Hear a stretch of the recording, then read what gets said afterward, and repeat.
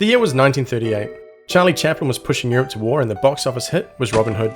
Let me ram those words down his throat. More relevant to us though, a local German man was about to drop a certified club banger that would have millions of Germans in the Wehrmacht moving. That song was Erika. And that's what we're going to be talking about today.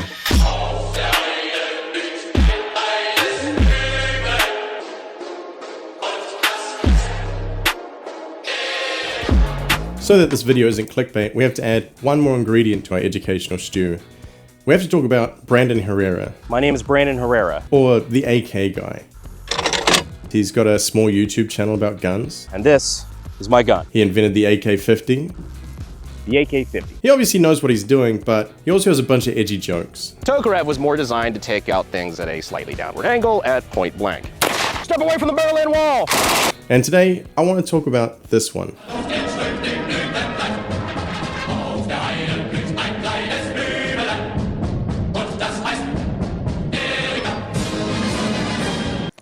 And that's pretty bad, but then he follows it up with this. If you're one of the few people out there that realizes there's absolutely nothing wrong with the song we just used, and it's a bunch of soldiers singing about a pretty girl they miss at home, go ahead and hit that subscribe button. Now, I absolutely agree with that last bit. You should subscribe. The problem is that despite what Brandon and edgy 14-year-olds say, Erika is a Nazi song, as much as you can have a Nazi song. And there is a problem with how it's being used. As an aside, it kind of matches one of my assessments that my 14-year-old students do, so we'll run through it like that. Let's start with Erika. So this type of song is called a march.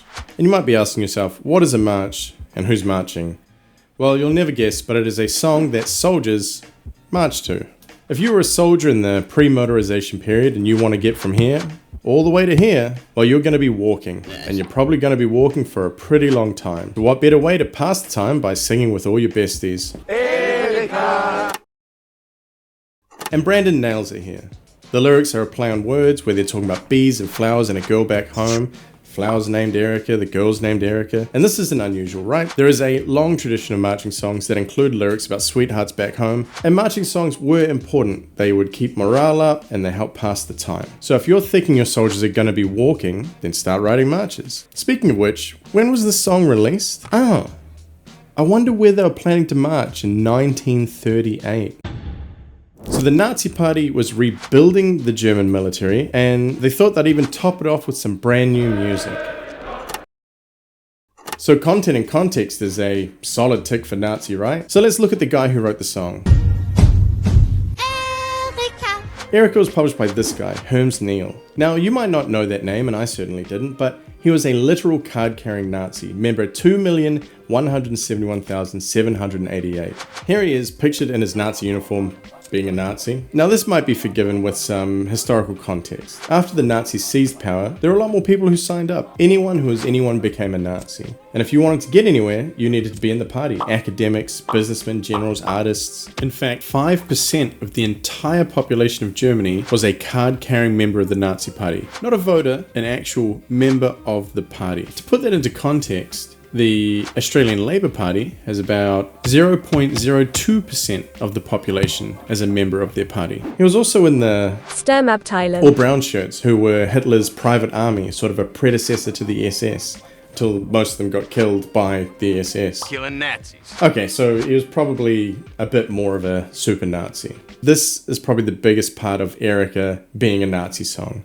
Herms Niel was the Nazi Party's premier composer. Not only did he make Nazi Party propaganda, but he also featured in it. He was in the movies. On Adolf Hitler's 52nd birthday, Adolf Hitler personally gave Herms Niel the title of professor. Now, Erika was published as a marching song and it was published in 1938. So why would the Nazi Party's premier composer need to make a march in 1938? So that has to be a solid tick for Nazi, right? So let's sum it all up.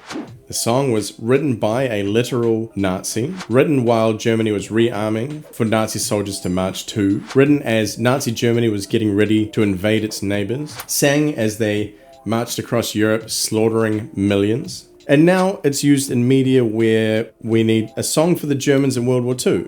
You know, the Nazis. Well, get ready everyone, I think we're going to be hearing and singing Erika.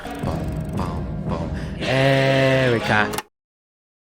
If you are on the other side of this, if you disagree, I want you to ask yourself, what does it need to have to be called a Nazi song? What criteria do you have? Does it need to be on Now That's What I Call Nazi Music Volume 6? Have a certified club banger sticker from Adolf Hitler? The evidence we have is all of the evidence we need. And so ask yourself why you like the song and why you don't want it associated with Nazis. But still, there is... Erika. The number one problem is that it affects me personally.